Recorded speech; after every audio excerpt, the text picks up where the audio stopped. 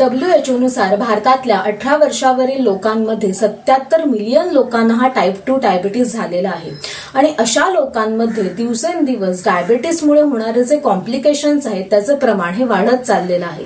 बऱ्याच वेळेला आपल्याला पुरेशी माहिती नसते, योग्य माहिती नसते किंवा आपल्यामध्ये असणारे काही चुकीचे गैरसमज आहेत, त्यामुळे डायबिटीस नियंत्रणात राहत नाही आणि या डायबिटीसच्या गंभीर परिणामांना, कॉम्प्लिकेशन्सना आपल्याला सामोरं जावं लागतं।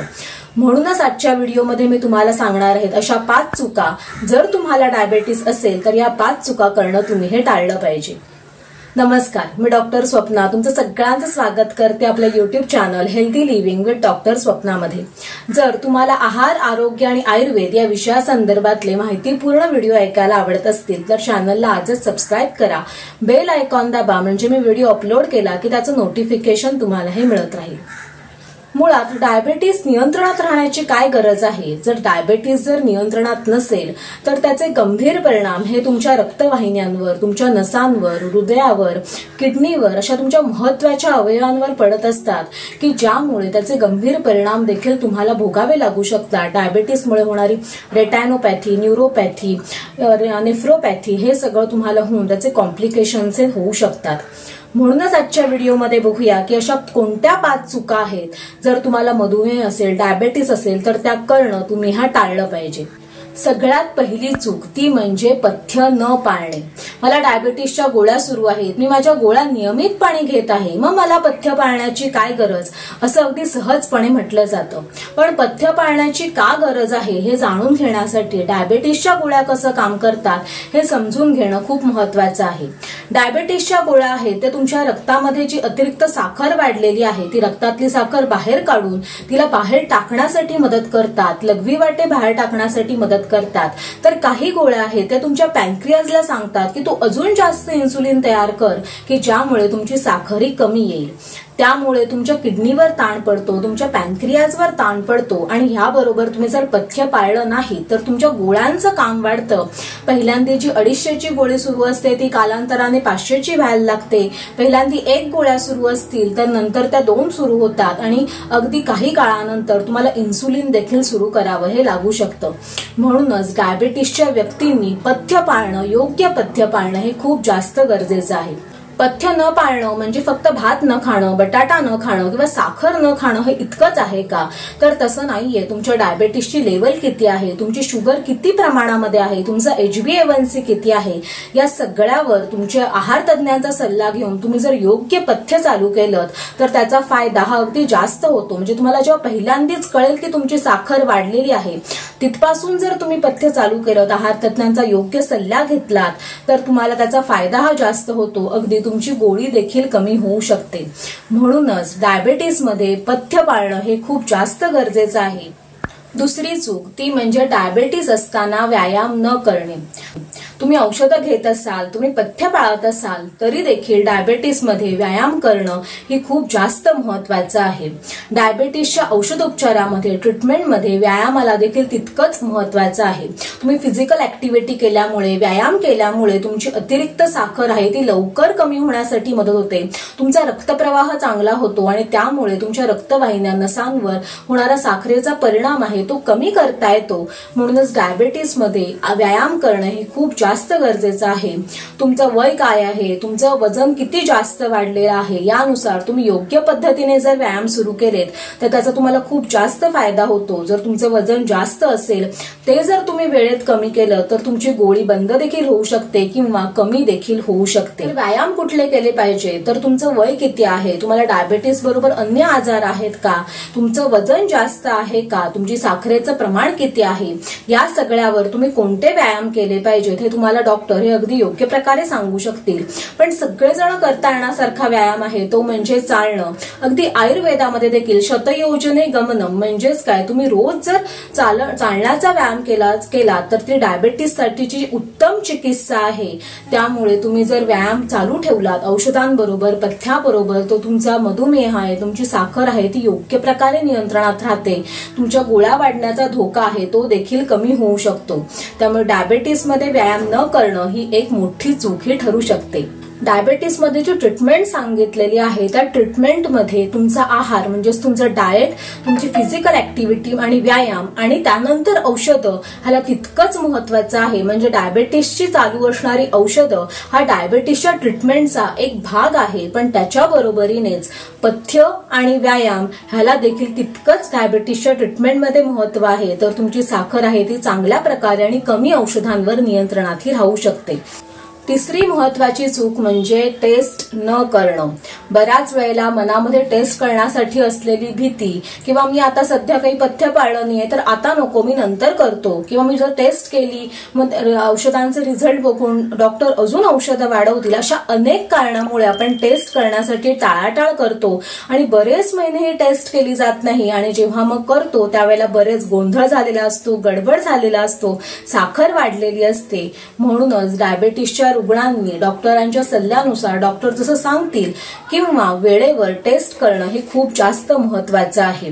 तुम्हाला अगदी काही त्रास होत नसेल तरी देखील तुमचे डॉक्टर ज्याप्रमाणे तुम्हाला 3 महिन्यांनी 6 महिन्यांनी किंवा जसं काही सांगतील त्यानुसार टेस्ट करणं हे खूप महत्वाचं आहे. त्यामुळे तुमच्या गोळ्यांवर तुमचा डायबेटीस किती नियंत्रणामध्ये आहे ते कळतो. तुमचा जर साखरी वाढत असेल तर तुम्हाला ती लगेचच तुमच्या आहारामध्ये बदल करून किंवा अन्य काही उपाय करून लगेचच ती कमी करता येते आणि पुढचे धोके हे टाळू शकतात. त्याचबरोबर तुमच्या शरीरामध्ये कुठलाही बदल झाला तर तुम्ही डायबेटीसची टेस्ट करून हे नक्की घेतली पाहिजे. कारण डायबेटीसमध्ये साखर वाढल्यानंतर निर्माण होणारी किंवा साखर कमी झाल्यानंतर देखील निर्माण होणारी लक्षणं ही प्रत्येकामध्ये वेगवेगळी असतात. काही जणांना हातापायांना खाज यायला लागते, काही जणांना झोप जास्त यायला लागते, काही जणांना तहान जास्त यायला लागते. अशी प्रत्येकानुसार असणारी लक्षणं ही वेगळी असू शकतात. म्हणून तुमच्या शरीरामध्ये कोणतेही बदल झाले आणि तुम्हाला जर डायबेटीस असेल तर साखरेची टेस्ट, रक्तात मधल्या साखरेची टेस्ट ही तुम्ही नक्कीच करून घेतली पाहिजे. तुमच्या नेहमीच्या टेस्ट बरोबरच तुम्ही कोलेस्ट्रॉल आणि HbA1c ह्या टेस्ट देखील केल्या पाहिजेत. या टेस्टची ज्या अधिक माहिती मी माझ्या व्हिडिओ चॅनलवर अपलोड केलेली आहे त्याची लिंक डिस्क्रिप्शन बॉक्समध्ये आहे, ते तुम्ही नक्की बघून घ्या. चौथी चूक आहे ती म्हणजे हातापायांची काळजी न घेणं. आता तुम्ही म्हणाल हातापायांची काळजी घेण्याची डायबेटीसमध्ये काय गरज आहे? तर डायबेटीसमध्ये रक्तामध्ये साखर वाढलेली असते आणि त्याच्यामुळे आपल्या पांढऱ्या पेशी असतात म्हणजेच WBC आहे त्यांचं काम हे व्यवस्थित होत नाही. आपल्या रक्तामधलं जे ऑक्सिजन आहे ते आपल्या पेशींपर्यंत नीट पोहोचू शकत नाही. त्यामुळे तुम्हाला जर जखम झाली तर ती जखम लवकर भरून येत नाही. जखम भरण्याची जी प्रक्रिया आहे ती थोडीशी स्लो होते, मंदावते. म्हणूनच तुमच्या हातापायांची काळजी घेणं हे खूप गरजेचं आहे. डायबेटीसमध्ये तुम्हाला हाताला आणि हात आणि पाय ही आपली कर्मेंद्रिय आहेत म्हणजे ह्यांनी आपण काम हे जास्त करतो आणि त्याच्यामुळे ह्यांना जखम होण्याची शक्यता ही खूप लवकर असते, जास्त असते. त्यामुळेच तुम्ही डायबेटीसमध्ये स्त्री असाल, पुरुष असाल, तुम्ही कोणतंही काम करत असाल तरी तुमच्या हातापायांची योग्य काळजी घेणं हे खूप गरजेचं आहे. स्वयंपाकघरामध्ये काम करताना, तुमच्या कामाच्या ठिकाणी काम करताना तुमच्या हाताला जखम होणार नाही, हातामध्ये काटा जाणार नाही, कापणार नाही याची पुरेपूर काळजी ही तुम्ही घेतली गेली पाहिजे. तसंच पायांची देखील काळजी व्यवस्थित घेतली पाहिजे. कवर्ड शूज घालण्याचा प्रयत्न केला पाहिजे. तुम्ही अगदी घराच्या अंगणात जरी चालत असाल तरी शक्यतो स्लीपर घालून, चप्पल घालूनच चाललं पाहिजे जेणेकरून एखादा दगड टोचू नये, काटा जाऊ नये. कारण कधी कधी अगदी तुमचं साखर जर वाढली असेल आणि जखम झाली असेल तर त्यामध्ये जखम व्यवस्थित भरून येत नाही, इन्फेक्शन होतं, पस होतो. कधी कधी गँग्रीन होऊन बोट किंवा पायाची बोट हे कापावी देखील लागू शकतात. म्हणूनच डायबेटीस असताना हातापायाची काळजी घेणं हे खूप जास्त महत्वाचं आहे. आणि 5वी चूक आहे ती म्हणजे उपवास करणे. डायबेटीस असताना तुम्ही उपवास करूच शकत नाही का? तर तुम्ही करू शकता, पण त्यासाठी तुमच्या डॉक्टरांचा सल्ला हा अगोदर घेणं हे खूप गरजेचं आहे.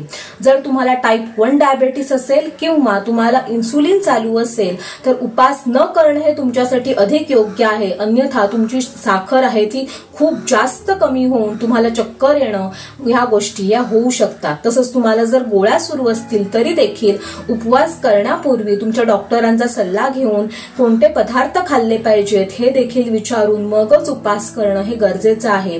कारण उपवासामध्ये आपण जे पदार्थ खातो ते बरेच वेळेला पिष्टमय पदार्थ जास्त असणारे, कार्बोहायड्रेट कंटेंट जास्त असणारे की ज्यामुळे आपल्याला लवकर ऊर्जा मिळेल असे असतात आणि त्यामुळे तुमची साखर आहे ती पटकन वाढू शकते.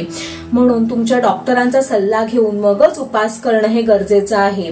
उपवासासंबंधीचा डायबेटीसचा किंवा मधुमेहासाठीचा जो व्हिडिओ आहे तो चॅनलवर मी अपलोड केलेला आहे, तो तुम्ही नक्की बघून घ्या, ज्यामुळे तुम्हाला कोणते पदार्थ खाल्ले पाहिजेत, काय काळजी घेतली पाहिजे हे समजून येईल. डायबेटीसमध्ये सांगितलेल्या ह्या 5 चुका आहेत त्या करणं तुम्ही नक्कीच टाळलं पाहिजे. तुम्ही जर प्री डायबेटिक स्टेजमध्ये असाल किंवा तुम्हाला पहिल्यांदाच कळलं असेल की तुमची साखर ही वाढलेली आहे, तर गोळ्या सुरू करण्यापूर्वी तुमच्या डॉक्टरांच्या सल्ल्याने, म्हणजे तुम्हाला डायबेटीस व्यतिरिक्त इतर काही कॉम्प्लिकेशन्स नसतील, तुम्ही जर 1-2 महिने गोळ्या सुरू न करता जर थांबू शकणार असाल, तर पहिल्यांदा तुमचं वजन कमी करा, तुमच्या आहारामध्ये योग्य बदल करा आणि तरी देखील तुमचा जर साखर नियंत्रणात राहिली नाही तर तुम्ही गोळ्या सुरू करण्याकडे प्राधान्य द्या, ज्यामुळे तुम्हाला उगाचच गोळ्या सुरू होणार नाही, तसंच तुमचं मधुमेह देखील व्यवस्थित नियंत्रणात राहील. जर तुम्हाला आजची माहिती आवडली असेल किंवा गरजेची वाटली असेल तर तुमच्या नातेवाईकांनाही नक्की शेअर करा. असेच अनेक माहितीपूर्ण व्हिडिओ बघण्यासाठी चॅनलला आजच सबस्क्राईब करा, बेल आयकॉन दाबा, म्हणजे मी व्हिडिओ अपलोड केला की त्याचं नोटिफिकेशन तुम्हाला मिळत राहील. तुम्हाला काही शंका असतील तर मला कमेंट बॉक्समध्ये नक्की विचारा. तोपर्यंत हेल्दी राहा आणि हॅप्पी राहा.